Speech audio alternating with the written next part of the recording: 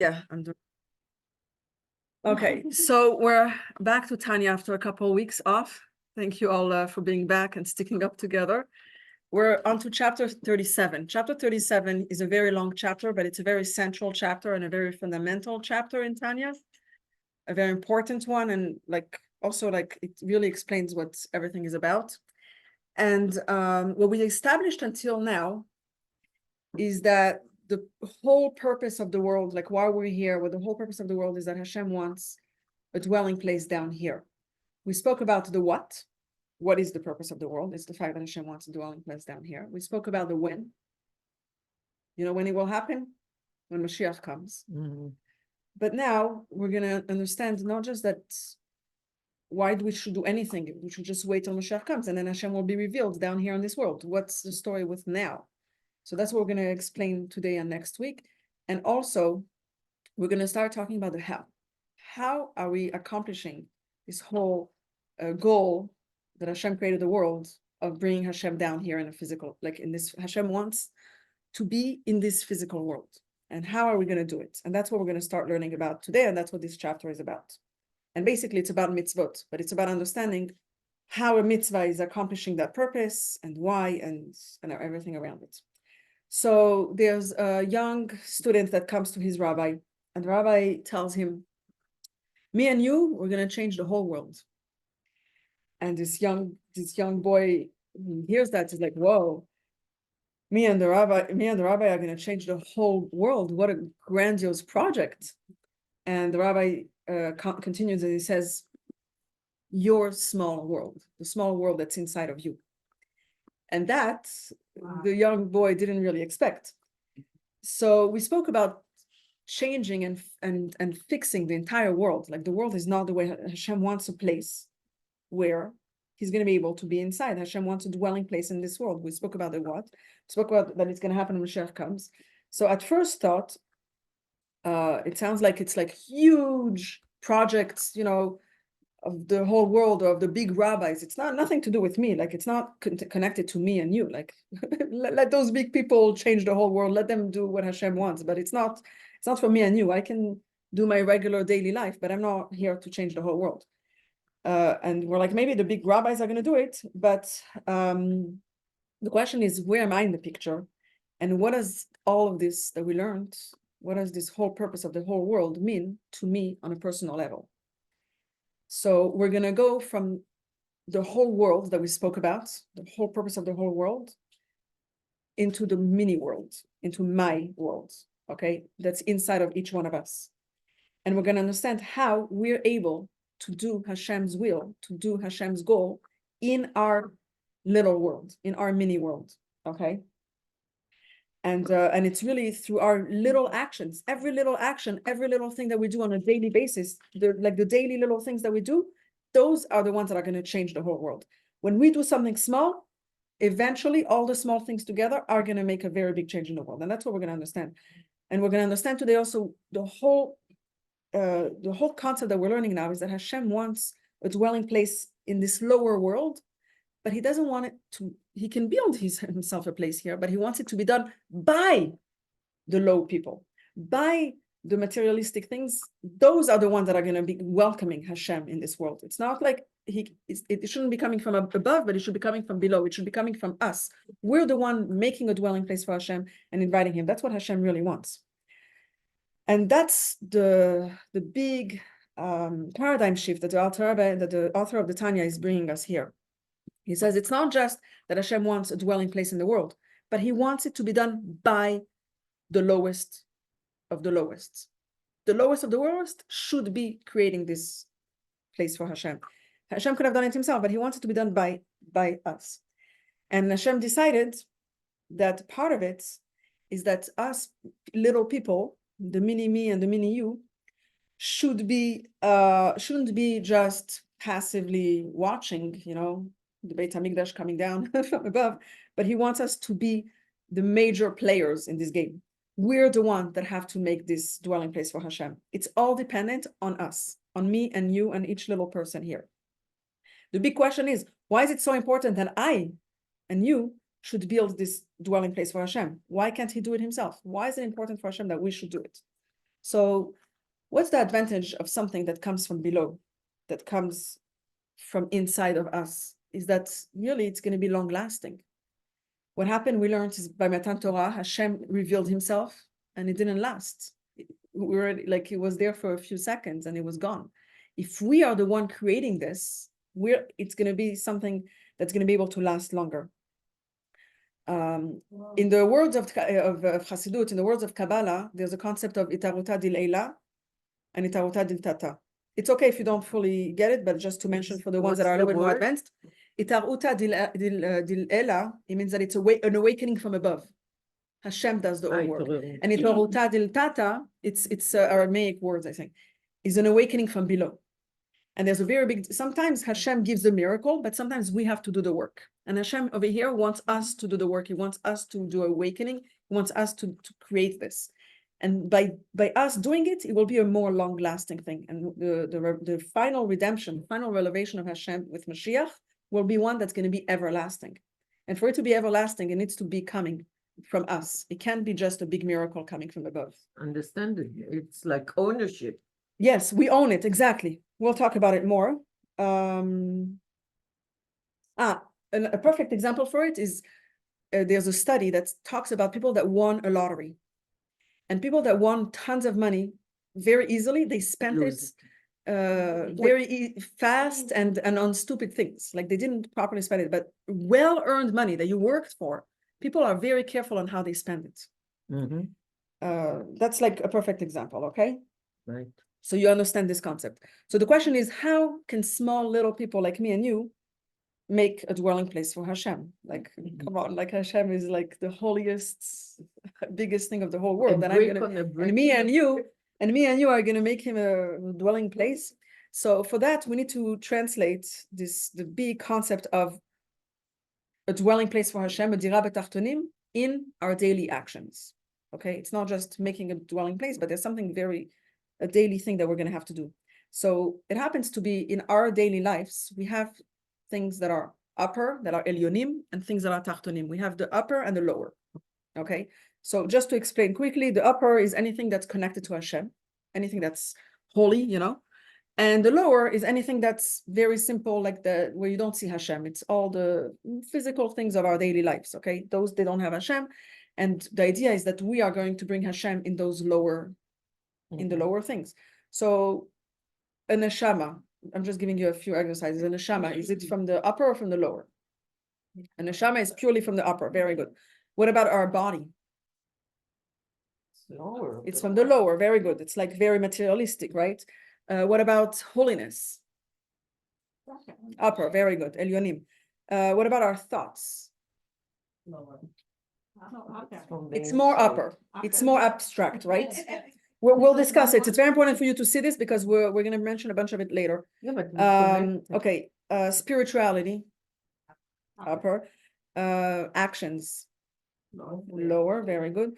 Materialist. No, it's the opposite. Thoughts you can't help but right now, so and actions can be. But actions can, but if your actions are guided by. Yeah. But a technical action without it being a mitzvah is a low thing. I know, Okay. but for example, like going to the bathroom, okay, it's physical, but when we say 100%. Everything that's physical, we'll see that that's everything that Hashem wants. That all these physical things, we're going to make them upper. But as a base, without the mitzvah in the picture, the physical world, okay, when you have objects are lower. Okay. What about thoughts? What about emotions? Lower. I don't think, I think they are. Okay, you can say both, I guess. Okay, what about food? Okay, very low. Okay, so that's we're getting very close, because as you were thinking about all these things, we're getting very close to the whole concept of a mitzvah. Okay, the whole purpose of a mitzvah is not to express something holy in that's something that's already holy in a holy place. Okay, the whole purpose of a mitzvah is to take something from the lower and make it holy and elevate it holy. That's the whole purpose of a mitzvah. A mitzvah is not about doing holy things with holy people and just staying in holiness, but it's doing all these things with the food, with the objects, with the body, with like all this lower world. okay, even working, like we'll see like all these technical things that we're doing, all that, you do a mitzvah and that we're bringing it to upper, okay? So we're gonna learn today how the mitzvot, like through mitzvot, we're taking this lower stuff, anything that's in the tachtonim, like anything in the lower place, and we're revealing Hashem in there in different areas, okay? Like there's different things that we can make from lower to upper. All the objects, all the technical objects, we can turn them into holy, okay, when we do a mitzvah. Also, we're going to see about our body, our mouth, all this we can also turn from lower to upper. Also the food, okay, we're going to talk about how we're turning it from lower to upper, from tachtonim to elyonim. Okay, so this brings us to understand the whole concept of galut and geula. Galut is the exile, and geula is when Mashiach comes, the revelation. And the whole purpose of when Mashiach comes, when there's going to be the geula and tchiat hametim, which is when the whole world is going to have Hashem residing in a very revealed way down here on this world. The question is, how is our world in exile bringing us towards geula? What's the connection over here? So really, geula is when we take a physical thing, okay, and we're revealing the godliness in it. When we're taking anything physical, anything from the lower world, and revealing godliness. The word galut, you can also say gola, gimel vav lamed hey. I could have made a slide for it, but gola is exile, and when you add an aleph, it becomes geula.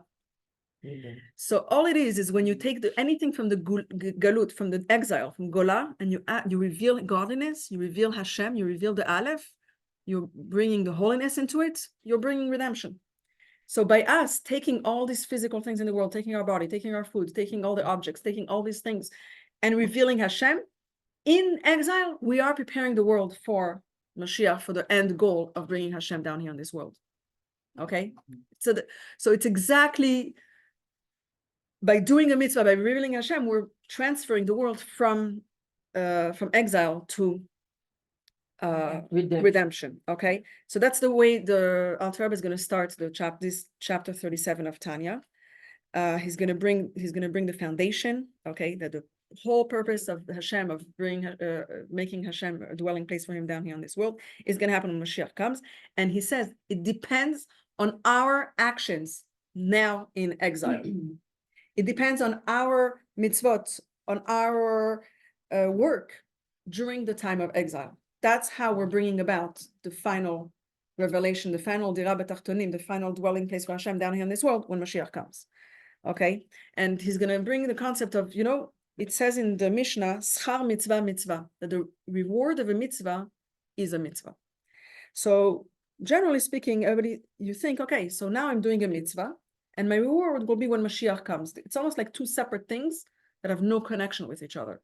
The fact that I'm doing a mitzvah now, one day I'll get a reward, like, in the next Olam Haba. Olam Haba, some people say is when I pass away, and some people say it's when Mashiach comes, but I'll get my reward there. So it's like two separate things.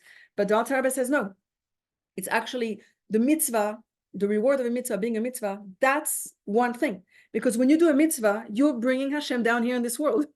So that's the reward. The reward is that you revealed Hashem down here in this world. Yeah. The reward is on the spot. It's connected already. Feeling for, like I share with Sarah, I benefit so much. I feel the reward just by that connection. So immediately. Yeah, exactly. When you do a mitzvah, right away, you're already accomplishing something. And that's what we're learning now. But it's something simple. Let's say an apple. Yeah. It grows, you're going to eat an apple. It has all this potential to give us nutrition, right? Okay, we'll talk about the food soon. soon. The minute you say bracha, you release that potential because so there's a few ways of releasing the potential with food. We'll talk about it. It's a part of today, yeah. Because we have applicates, so I was thinking. Okay, so let's start reading inside the first part of chapter 37. Now, this ultimate perfection of the Messianic era and the time of the resurrection of the dead, meaning the revelation of the Ein Sof light in this physical world, is dependent in our actions and divine service throughout the period of exile. Unlike the aforementioned revelation at Sinai, which was initiated by God.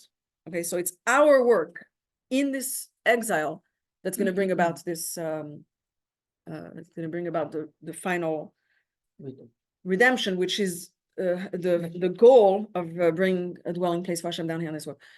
For it is the mitzvah itself that creates its reward. And he's explaining here, by performing the mitzvah, man draws the revelation of the blessed and of light from above downward. To be clothed in the physicality of this world, in an object which had heretofore been under the dominion of Klipat Noga and had received its vitality from this Klippa. Okay, I'll explain all of this in a minute. That's when I prepare the slides. Just okay. So there's a few things when we do a mitzvah. There's a few things that the mitzvah. There's a few areas where a mitzvah can bring holiness, not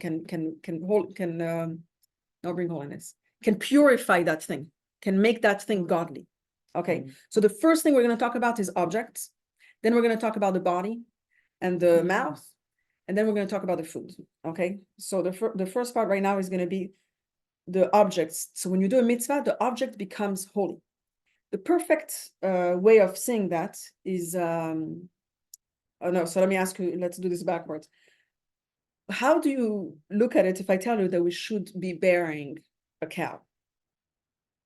It sounds like, if I tell you that we have to bury, like when a cow passes away, we should bury it. It sounds a little funny, right? It's like no way, like it's like a cow is something so low, like it's a cow, it's food, but it's an animal. It doesn't deserve, he doesn't even have any free will. Okay, he doesn't even talk, he doesn't have a brain, like he's not accomplishing anything. Why should I bury a cow? But very interestingly, we do bury a cow. How? We bury pieces of a cow. You know that the mezuzah and the tefillin and the Sefer Torah all comes from the skin of a cow. The parchment is made out of skin of a cow. And parchment that's used for holy items, for a mezuzah, for a Torah. If a mezuzah is not kosher, what do you do with it? You don't throw it in the garbage. You're supposed to bury it. If a Torah is not kosher, we have to bury it. Also, actually, so we spoke about the animals, but also inanimate, like we have trees. Trees are paper. If papers are used for a book of Torah, like if there's a chumash, a Torah or a siddur that's very old, and we don't throw it out in the garbage, we bury it. It's actually pieces of paper that come out of wood, out of the tree, and we bury it because an object that's used for a mitzvah becomes holy. Okay? It doesn't matter that it's not a person, a holy person, but it's a cow, it's a tree, it's like even actually the ink for writing mezuzah and Torah and the tefillin is made out of plants. Okay, so all these things become holy because they're being used for a mitzvah. Okay, even the mezuzah house. If the house of the mezuzah, if you cannot use it anymore, the box of the mezuzah, yeah, box. even the plastic, the wood, like anything that's used for a mitzvah needs to be buried. Okay, so we have the books, we have, okay, so what we're learning here is that when you do a mitzvah, when you do a mitzvah with an object, that there's holiness that permeates. I don't know what's the right word. It goes inside, permeates. Yeah, that's the word. Permeates inside the object. So that object becomes holy. Okay. So so when I tell you about a Sefer Torah, it sounds very clear, but it's also with things that don't have to be buried.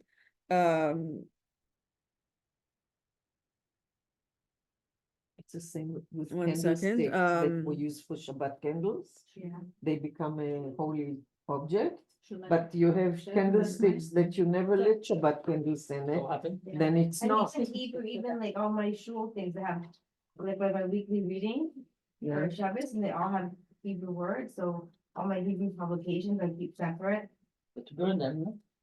Okay, so okay, so this is okay. It's very obvious with holy. This is very obvious with holy things like a Torah, but it happens to be that everything we use for a mitzvah, even a knife, whatever. I'm saying all the little objects that we have, like all the utensils that we use, all the objects that we use, they all also have a certain holiness to it. Even though we don't have to bury it, it's also holy. Anything that we used for a mitzvah became holy.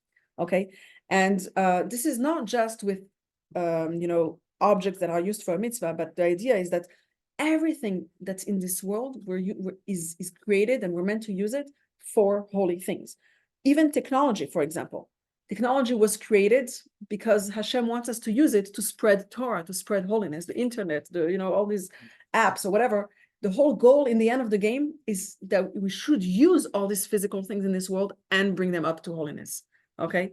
And that's one of the very strong novelties of Chabad, that we should enter this world, this physical world, and bring it to holiness. It's not like I should stay away from this physical world and I should just learn Torah and the Beit Midrash all day. No, I should go in this world and I should use this world and bring everything up, all these little things into holiness. That's our goal. Every time we do it, we're preparing the place for Mashiach. We're preparing the place for the final goal. Okay. Now comes a question. If the whole purpose is to bring down all these objects into holiness, why sometimes certain things we can't? We learned that there are things that are not allowed. Okay, and some things we cannot bring them to holiness. Okay, it's impossible. So let me just show you to remind you what those things are. For little piggies. No, but we use pig skin and pig's part for body medicine. Or they could never be holy. No, but we use it, so. For medicine. Okay, I Remember don't that know, I'm story you sure. told about this- You know, when the Mashiach will come, the pig will be kosher. okay. So there's things that are holy to begin with. Okay, there's things that are holy, and then there's everything else. It's called klipa. So the holiness is like a fruit, the inside of the fruit, and klipa means the peel or the shell. Anything that's not holy is klipa. Now, klipa is divided into two. Okay, there's klipat noga. We already learned it, but I just want to review it because it's going to be very relevant right now. Klipa, anything that's not holy, is divided into two. There's klipat noga, and there's shalosh klipot atmeot, 3 impure klipot. Okay, so the fruit we know is on its own very, very holy. It means over there, those things, like anything that's kedusha, it's Hashem's fully revealed. Okay, there's no question that it's holy. Now, the difference between klipat noga and the shalosh klipot atmeot is that klipat noga has potential. It's anything that's allowed. It's anything that's neutral.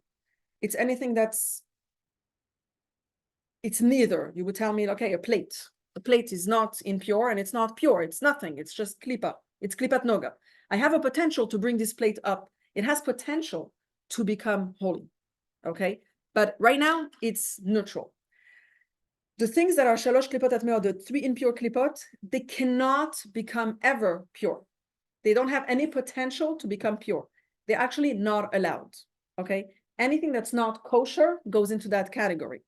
You can't take a pork and make it holy by saying a blessing on it, by using the energy to learn Torah, that it will never become holy. Okay, anything that's not allowed cannot become holy. So how do we know what's shalosh klipot atmeot? Is anything that's not allowed in the Torah. If it says you can't eat from a fruit from the first 3 years of the tree's life in Israel, those fruits, you can't eat them and make a blessing on it and say, I did a mitzvah. You can't make a mitzvah on it, okay?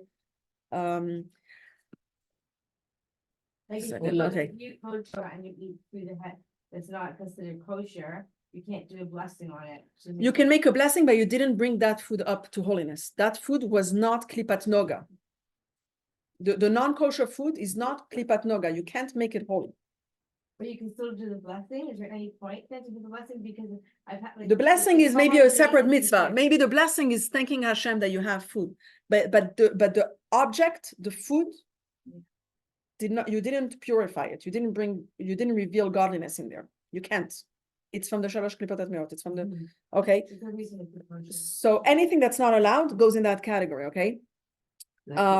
So now that you see this very clearly, you can understand that you can do mitzvot with anything that's in the middle category, klipat noga. You take anything from klipat noga, and you can do a mitzvah and you make it holy. That's why I made it where it says can be made holy. You see it's green because it can basically you can turn anything from klipat noga into holiness by doing a mitzvah.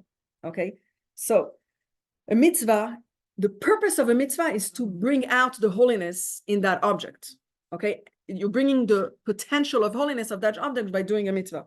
So you can only do it with things that are klipat noga. If something's not allowed, there's no potential. There's nothing you can do. Okay, it's the same idea with, there's conductors of electricity. Mhm. Okay, so if you want to Copper. pass electricity from one place to another, you need to use metal. If you use Copper. plastic, it won't go, the electricity won't pass. Okay, so it won't work. Okay. Yeah. So the purpose of a mitzvah is not to stay in holiness. The purpose of a mitzvah is to take klipat noga and turn it to holiness. That's what a mitzvah does. A mitzvah is taking something neutral and turning it into holiness. You don't do mitzvot by taking something holy and making it holy. Like you're not accomplishing anything. There's already godliness in there, and it's already revealed. Godliness is revealed in the holiness. But when you take something that godliness is not revealed, it's a shell. It's like there's potential, and you're doing a mitzvah. You brought out the potential and you made it holy. Okay, that's what a mitzvah is. Okay. So you understood that the red area, you cannot make it holy. Okay, and it's anything that's not allowed in the Torah. Anything that's the easiest thing to know is anything that's not kosher. Okay, can't become holy. Sorry, okay, I had the pig with the unkosher animals one. Anything that's prohibited is another example, is actually a second different example. But what was the third one? Was the third the neutral potential one, or was that a totally separate Sorry, one? repeat your first two. First one was like the pork. You said you can't do a blessing on an Okay, unkosher animal. that's the red area. That's the three in shalosh klipotat meot. Right. Yeah, And then anything but that's an example of anything that's prohibited, correct. right? Okay. So how do I get this? It can't be made holy. The Shem is completely hidden and impure. Those are the three.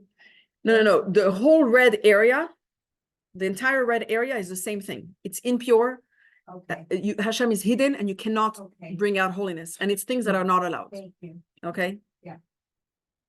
And then you have things that are neutral and they have Right. potential for holiness. Please, but no. They can be illuminated. Klipat noga, by the way, I wanted to translate it to you. Noga means light. Okay, so when I say klipat noga, it's a klipa that could be illuminated. It's a shell. It's a peel that has potential for light. Okay. And the fruit itself is the middle. It's the essence, and Hashem is there revealed.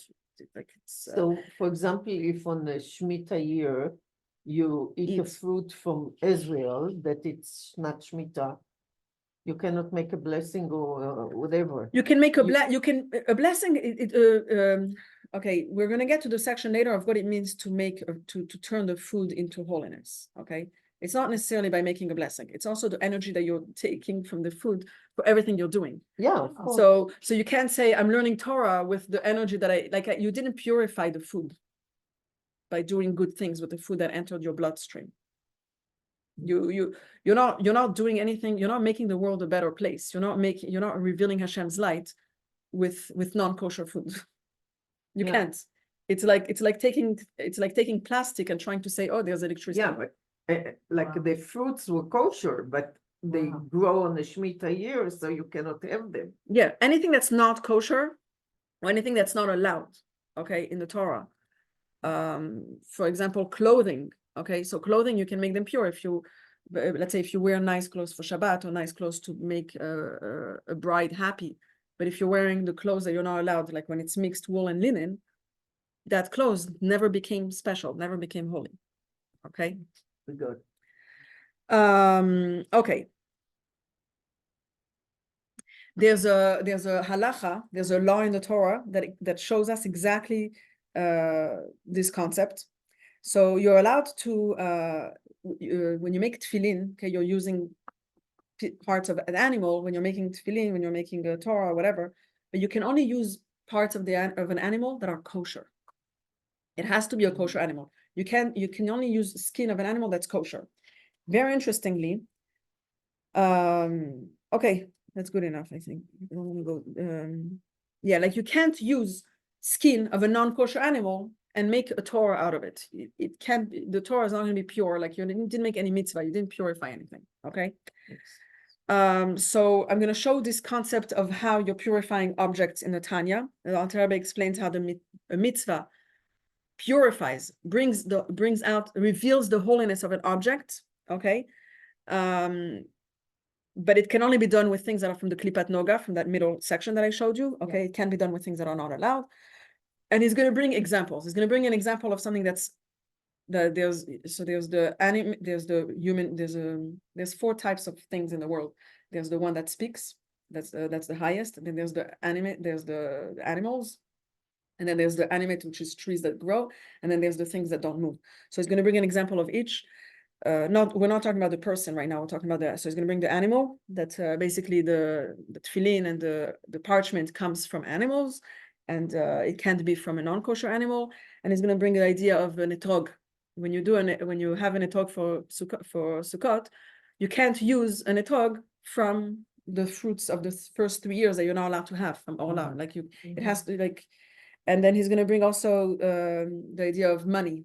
Giving tzedakah, you can't do a mitzvah if you stole that money. Like that, if you stole money and then give tzedakah, you basically can't. It's a mitzvah that comes from a sin. So it's not really, you didn't purify the object. Like none. Okay. Like, So he's explaining the issue with doing a mitzvah that comes out of basically the shalosh klipot atmeot, from those impure things. That it's a mitzvah that comes from an avera, and that you can't bring up to holiness. Okay, you're not bringing up to holiness when you use something not allowed and you think you're purifying it. You're fooling yourself. It doesn't work. okay. Let me just show it to you in here.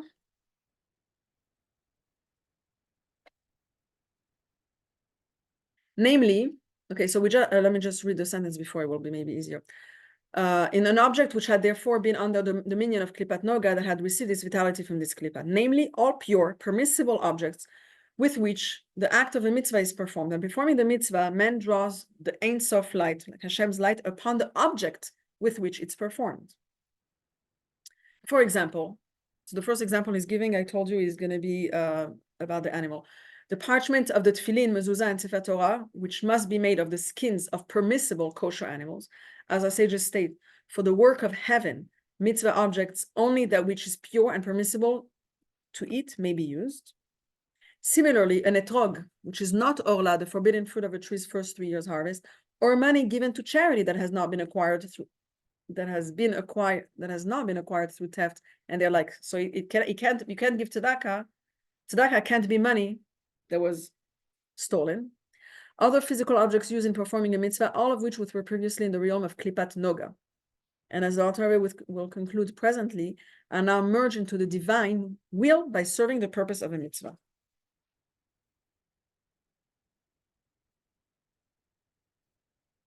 For orla is of the 3 completely unclean klipot, shalosh klipot atmeot, that can never ascend into holiness. And it is written in Eitz Chaim, thus fruit which is orla, deriving its vitality from this klipot, cannot be elevated by having a mitzvah performed with it.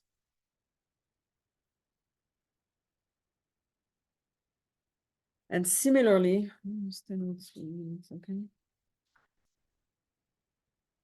okay. And similarly, any mitzvah whose performance involved a transgression, God forbid, since the sinful act receives its vitality from the 3 completely unclean klipot, the resulting mitzvah cannot elevate it. Now that one fulfills God's commandments and will with these objects, the vitality within them ascends and is dissolved and absorbed into the blessed Ein Sof light, which is his will that is closed in the mitzvah, the divine will that each mitzvah represents.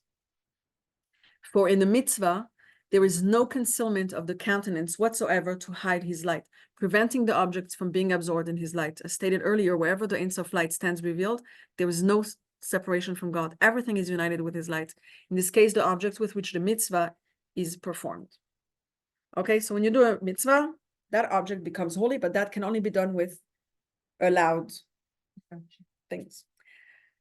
Okay, so the second thing we're going to talk about is the body. Okay, that when you do a mitzvah with our body, we're purifying the body. Okay. So we said earlier that the body itself is from the lower world, right? Like it's things that are low. There's nothing holy about the body itself.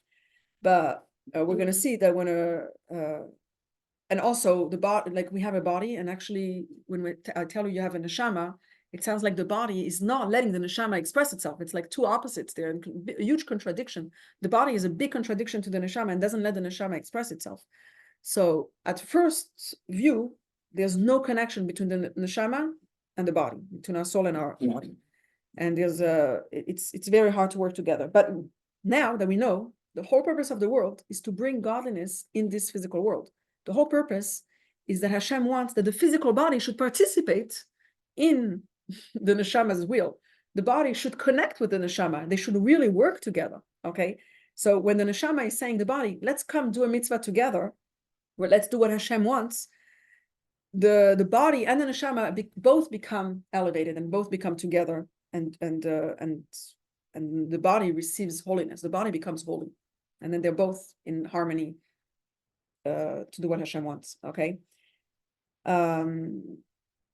Okay, so just like we spoke about the objects that became pure and they need to be buried sometimes, actually we see it when a body is buried. When a human being passes away, the way the body is treated with so much respect, okay, with so many details of how the body is treated, is because the body became such a holy thing. The body did mitzvot throughout his life. The body is now needs like the utmost respect for everything it did. And even the reason why we bury it, there's like, other people will do anything with the body, but we bury it because there's a few reasons to it. But one of them is because the body is so holy, okay? And now we learned how the holiness really became part of the body. So it's really a thing that needs to be that needs to be respected, that needs to be put back with a lot of with respect. Yeah. It's also considered to make body holy.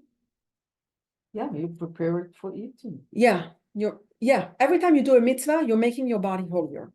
Okay, you're bringing Hashem into your body. You're making your body infused with holiness. You're revealing Hashem into your body. So the physical body now became an elevated body. It became a body infused and revealed. Why did this thing is still there? I'm so sorry. It's okay, don't worry about it.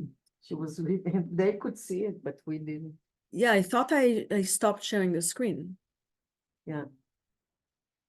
Sorry, give me a second. You don't eat after the design. This thing is like You don't so. eat moisty. Yeah. But it's really nice to feel like I'm like this pure vessel to receive the challah. And it's always so hard not to talk.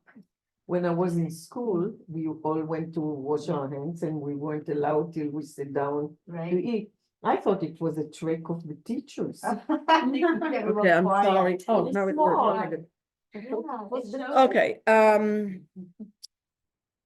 We actually say every day, very interestingly, we say every day, Nishmat, there's a long paragraph that we talk about Nishmat Kol Chai, about our soul. And very interesting, inside, there's really like a contradiction, because on one hand, we say that we don't have any energy and any strength to thank Hashem, like our body is not fit to thank Hashem. And on the other hand, we say that we want the body to thank Hashem. So how did this condition work? So there's a perfect example of a king, and he wants his so he has a bunch of servants, and he's thinking, okay, the servants want to honor the king. And how are they gonna honor the king? In a way, the servants are like, the king has everything he wants. Whatever I give him, it's gonna be a joke to him. Like, how can I honor the king? He has everything, and I'm gonna give him a gold plate. He has like millions of gold plates. Like, what am I gonna give him? So then one servant had an idea. He's like, I'm gonna use the plates that he gave me as a present. And he's gonna really appreciate that I use the plates that he gave me to serve him, because it means that I'm using them and then I'm liking it and I'm serving it with him. So I'm using the present that the king gave me. And it's the same thing here, that when we come to thank Hashem, we don't have anything, in our body, but like I'm saying, in a way, we're inadequate. But on the other hand, if we're using what Hashem gave us to thank him, we're using the strength he gave us, we're using the same body that he gave us to thank him, he's going to appreciate it so much. And be like, wow, you're using your body that I gave you. You're using all the different limbs. You're using all the different things that I gave you to serve me. Wow. Hashem is going to be so happy that we're using everything he gave us to serve him. So I'm going to show you in the Tanya now how the author of the Tanya, the Alter Rebbe, speaks about the holiness that comes with when we do a mitzvah with our body, and how it comes in, how the holiness comes into the body. Okay.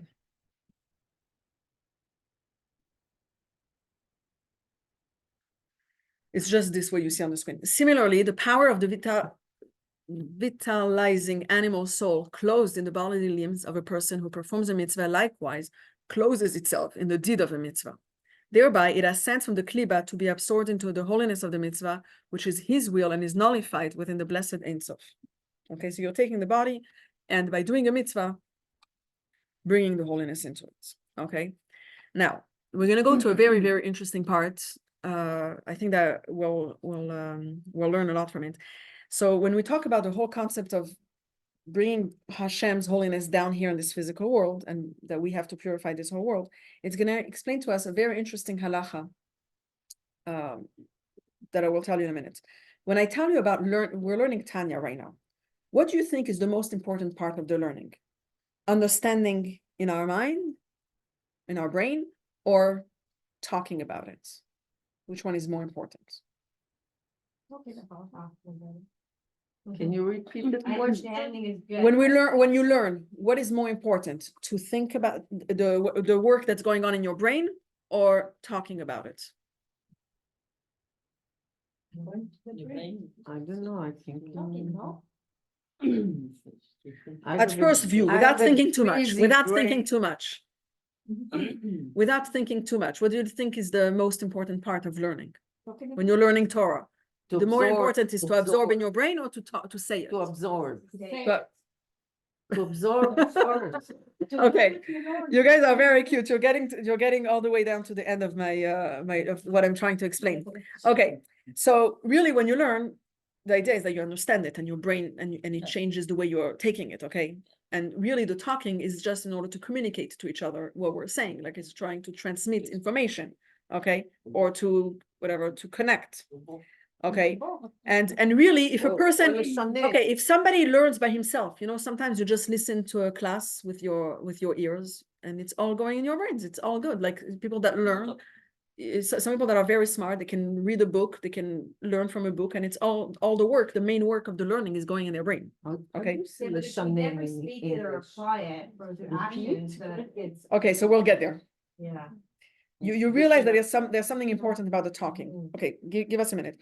But it feels like at first view that the most important part of learning is what's happening in the brain. Yeah, right now. Also, let's talk about the prayers a second.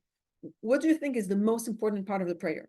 What's going on in our heart and our mind, like the thoughts, No. or the lips. the words that are coming out of the mouth?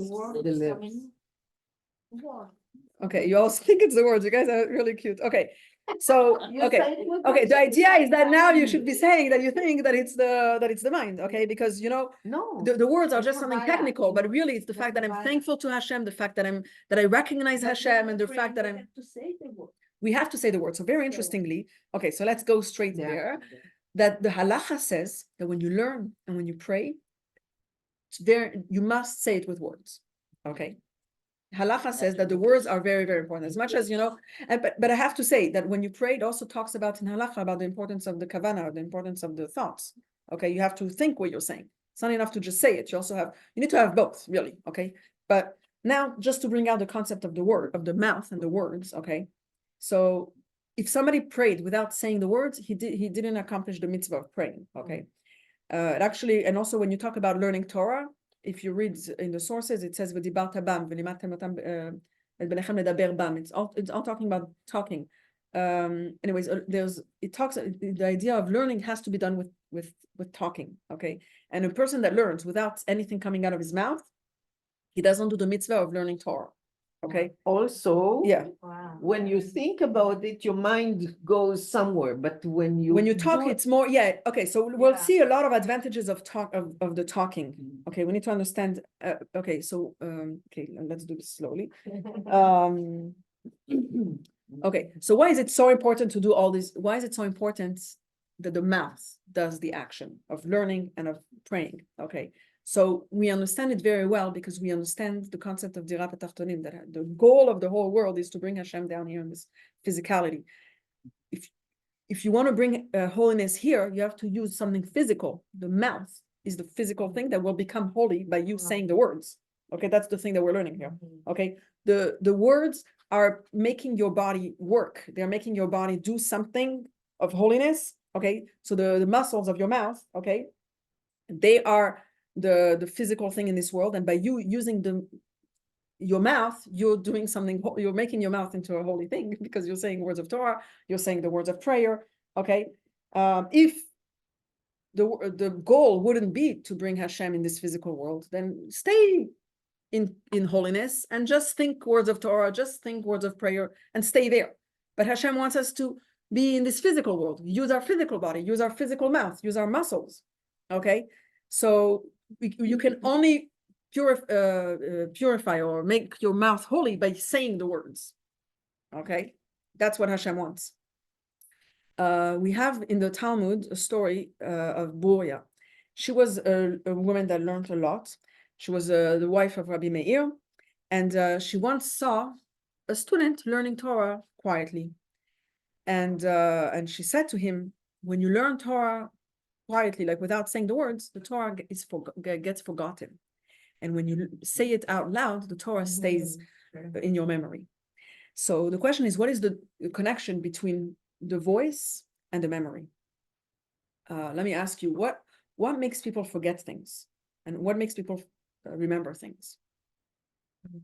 You know, when you say to a child, you go to sleep at 7 o'clock, then you say, can you repeat what I say? And they say, You make them say it. right. Good idea.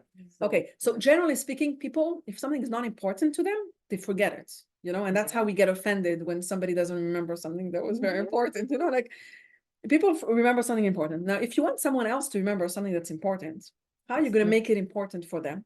You make them part of it. No, you make them say it, or you make them a partner in it. You make them very involved. If they're active about it, they can't forget about that event or about that date or about whatever it was. Okay, you write it down. But I'm saying, if you want to convince someone else to remember something that's important to you, how are you going to get that person to be part of it, to remember it, and to not forget it? I can tell you a joke. Okay, let's hear it. How do you make your husband to remember your birthday? You let him to forget only once. Oh, that's a good one. How do you make your husband forget a birthday? You make him forget once. Only once.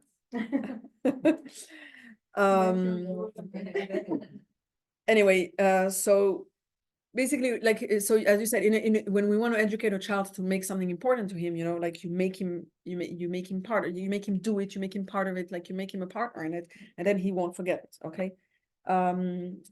Now, some things are abstract. It's very hard to remember and to make it part of you, especially, let's go straight to our topic, when you learn Torah.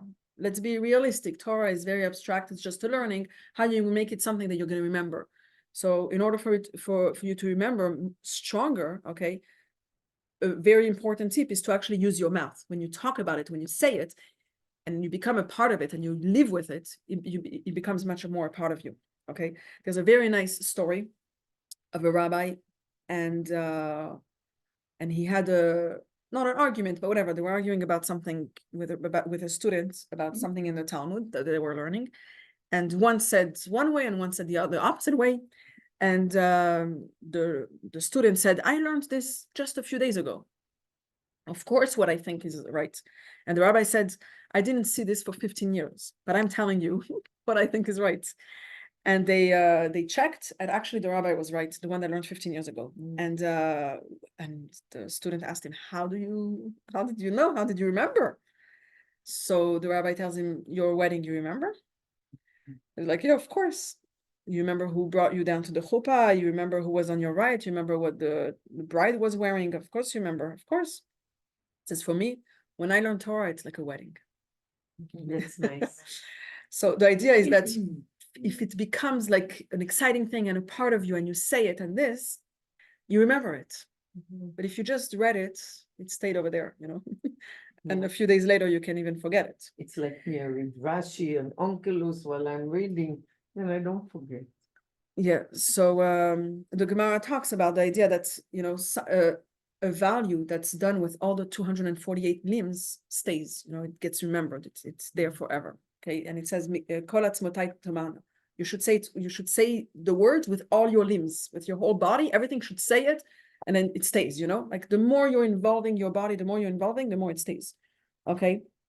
So we learned so we understood the whole idea of a mitzvah that makes the body holy because it's done with the body. The Alter Rebbe now says, okay, so what about a mitzvah that doesn't have an action, like learning Torah or like praying? There's no action. How are you purifying? So he says that you have to say the words of the Torah, the words of the Tefillah with your mouth, because speaking is an action. And also the holiness will stay inside your mouth and that will become holy. And your body is connected to your to the holiness, and your mouth is going to be connected to holiness. And also it says that your godly soul can't activate, can't make your body holy, but through a mitzvah, when the holiness becomes part of your body through a mitzvah, then your words, your mouth, your body, everything becomes holy. Okay, and everything becomes in harmony with your godly soul. Okay, and he's bringing the Gemara that I told you about, this lady that you have to say the words in order to remember, etc. So you'll see it in the words of the Alter like on Rebbe. Shabbat, like every time I'm amazed that Rabbi Tzeitlin, that he doesn't make mistakes. He can make like one mistake. Because when you say it, you see, it stays. I ask him every time, how can you remember? Because one time you say like that, one time you say like that. Said repeats it. Okay, so here we go. Even in the case of Satz Mitzvot, as Torah study, reciting the Shema, prayer, and the like, the animal soul's power is elevated to holiness. Although they don't involve actual physical action, which is under dominion of Klipat Noga, yet it is an accepted principle that thought is not a substitute for speech. And one does not fulfill his duty of Torah study, prayer, unless he actually utters the words with his lips. It is also accepted that moving one's lips constitutes action. And such action, as the Rebbe notes, likewise stems from the vitality of the Klipat Noga that is nourished by the animal soul, and thus the actual bodily action spoken of earlier. For the divine soul cannot express itself with the physical lips, mouth, tongue, or teeth, the instruments of speech, except by way of the vitalizing animal soul actually closed in the organs of the body. Hence, the more forcefully one speaks words of Torah or prayer, the more of the animal soul's energy he introduces and closes in these words. Thereby, he converts more of the energy of the klipa to holiness. This is also the meaning of the verse, all my bones shall declare, kol atzmotai tamarna, and God, who is like you, which means that the words of Torah and prayer must be said with all of one's bones, so that as much as possible of the body's energy be utilized in performing the mitzvot. This is why our sages have said, if the Torah abides in all 248 limbs, it is preserved in your memory. Otherwise, it is not preserved. For the forgetfulness in matters of Torah stems from the klipa of the body and vitalizing animal soul derived from the klipat noga, which is sometimes absorbed into holiness. When it is absorbed into holiness, there is no longer any cause for forgetfulness. This is accomplished when one weakens their power, the power of body and animal soul, applying all their strength to the holiness of Torah and prayer. Okay, so we understood the importance of saying the words because we're making the mouth holy as well, making the body holy. And also you're making everything stay longer. Now, the last thing that we're going to talk about today that the mitzvah accomplishes and purifies is the food that we eat. So of course, food, we all said right away that it's from the lower worlds. Okay, it's from the Tartonim, of course.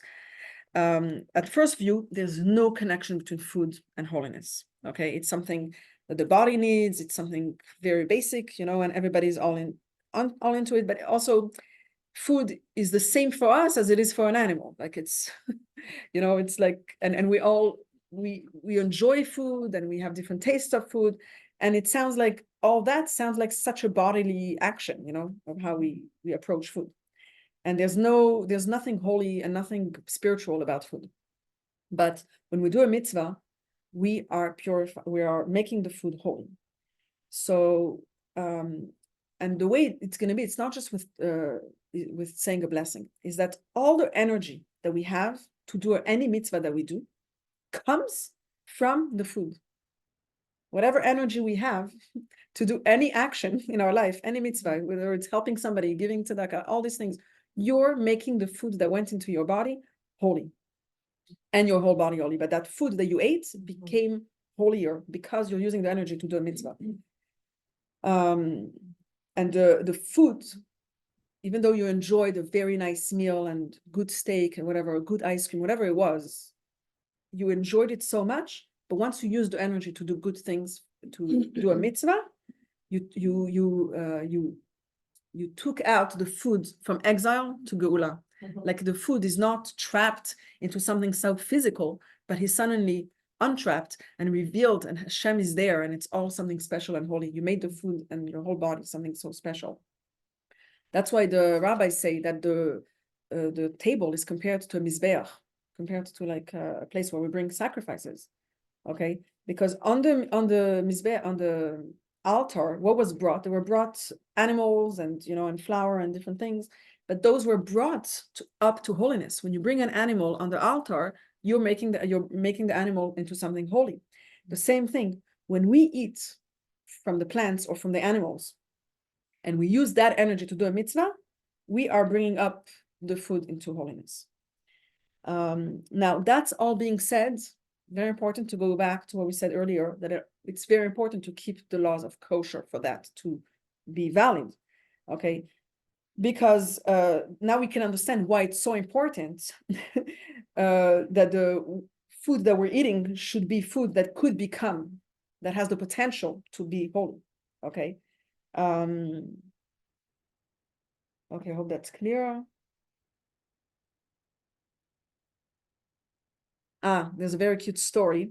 There were a bunch of people that Hasidim that came to have a farbrengen, in the house of Rabbi Shmuel Betzalel. His name was the Rashbatz. He was the rabbi of the previous Rebbe. And it was a long winter night, and they're all sitting and eating, and they finished all the food that was on the table. And one of the people that were there was a shochet. He was able to slaughter an animal in the kosher way. And there was one lamb around, in the backyard. And they took the lamb and shechted it and prepared it, and everybody ate it and enjoyed it because, it was a very long night of a long farbrengen. And in the morning, the wife comes to her backyard and wants to feed the lamb. And she's screaming to her husband, they stole, our lamb was stolen. And he told her, no, the lamb is here. And she says, where? So the husband says, the lamb is here. Before it was saying meh, and now it says Hashem is one.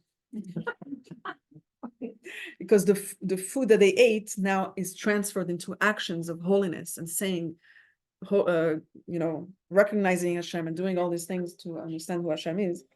Hashem is one. And recognize who Hashem is. So anyways, that's what the lamb became. So I'm going to show this to you in the Tanya, how the Alter Rebbe says that also the food that we eat becomes holy because the strength that we have to do a mitzvah all comes from the blood. The blood receives all this energy and everything from the food that we eat. And the food that we eat, becomes holy and is revealed. Hello. No, of course not. Okay. All's good. I was in the wrong place.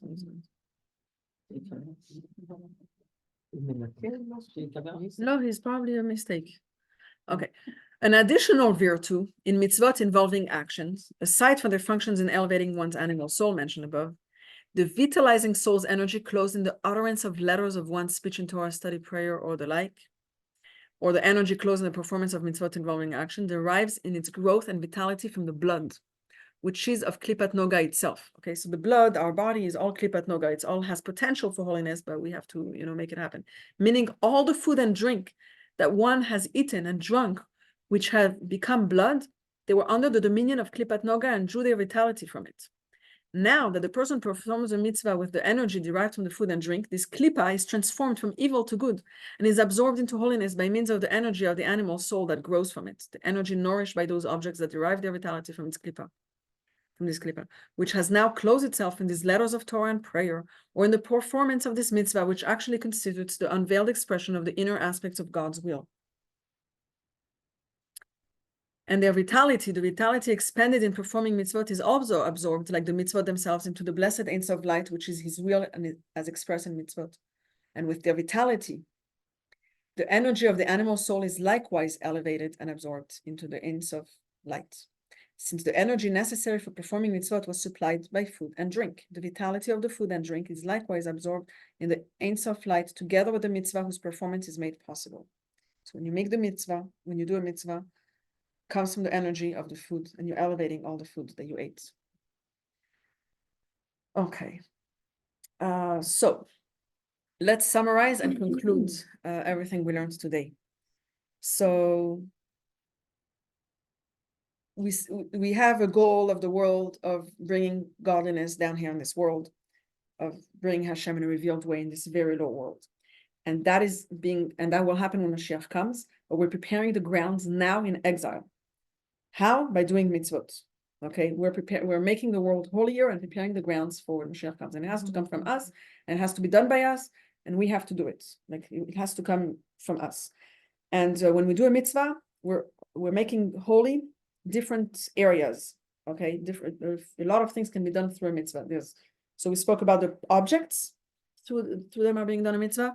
The body of the person becomes holy because he's part of the mitzvah. The mouth that is participating in speaking the words of Torah and prayer, and the food, which gives us the strength to do mitzvot. All these are becoming holy and making the world more holy and bringing Hashem down here in this world every time we do a mitzvah. That's how me, you, and all our little people and all us little actions constantly are preparing the world by bringing Hashem down here in this world in these physical things.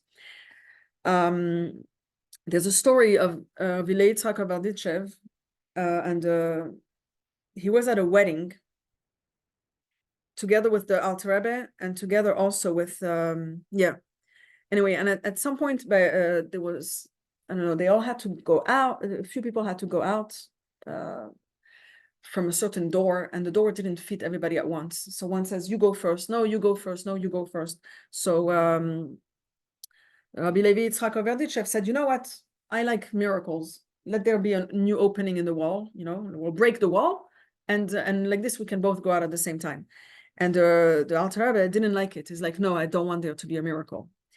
And at another point, they were trying to go out a few people at the same time, and they said we should make the opening bigger. The miracle should be that the opening should become bigger.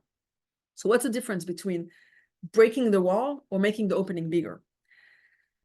So the way of Hasidut Chabad is not to break a wall, not to break the physical world and say, we don't like this physical world, let's just stay in holiness.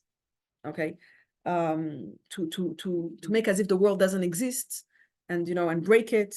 But we want that the opening that we do have to this physical world should be even bigger, should be wider.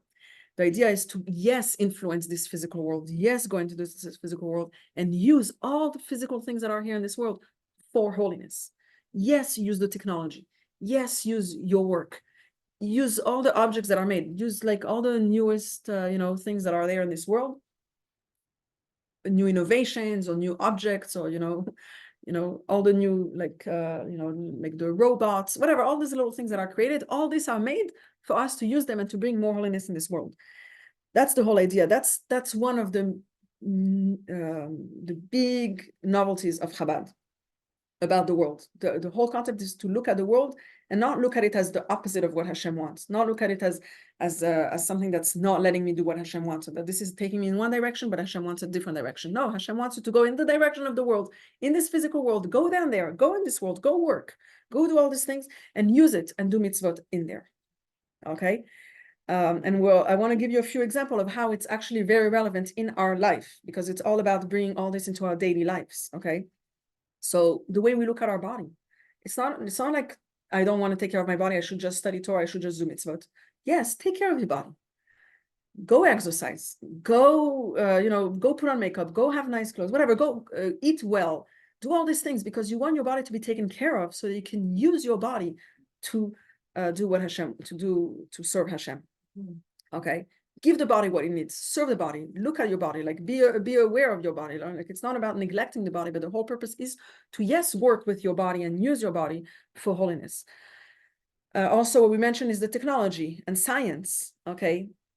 Sometimes we can think that all this is like the opposite of Judaism, you know, like we're trying to say that it has different ways or it has this, but our Rebbe told us that the whole idea of bringing holiness down here in this world to make a Dira B'Tachtonim is to use technology to spread Torah, to use all these, physical things to spread Torah. So if the internet was created, or if there's smartphones or whatever, it's because we're going to use it to spread Torah. Of course, we have to be careful because it's a dangerous object. I can't deny it completely. It's a very dangerous thing because you're like, yeah, I'm going to use it for good things. I'm going to listen to Torah classes, but at the same time, we get lost into other things, right? So we have to have a lot of self-control. For some people, they think that it's not good to have a phone if you don't have enough self-control, or if you don't put the proper filters on. But if we do have self-control, yes, use the technology to spread or to learn Torah or for bringing Hashem or bringing more holiness down here in this world. And another point is the way when we look at the whole idea of making a living, to make money, to have a job. A lot of people think like, you know what, I have a job because I don't have no choice. I need to make money. But it's not a holy thing. I'm not doing anything holy in my job. I'm doing it like I wish I didn't have to work and I would just be able to study Torah all day. But no, the Chazirut is telling us here, no, the work that you're doing is for the purpose of making that a place or making those things that you're working at holier. Like use the work, use the money that you're making to bring more holiness in this world. Okay, like specifically being active in this physical world is what's going to bring holiness down here in this world. It's not like be separated from the work world. Be there, be in touch with people, be in touch with the physical world, make money, use the money for good things, like all these are for, in the end of the game, to make the world a place for Hashem. Okay, so in the next class, now that we know that me and you will be able to change our mini worlds, and we all have something, that we have to purify and we have to bring holiness in this world, we're going to learn how is that possible, that how our little things that we're doing are going to bring about the actual final redemption. Like it still seems a little far. It's nice that our actions do matter, but we're going to go further and understand how this is going to bring about and change the entire world, how our little actions will change the entire world. Okay.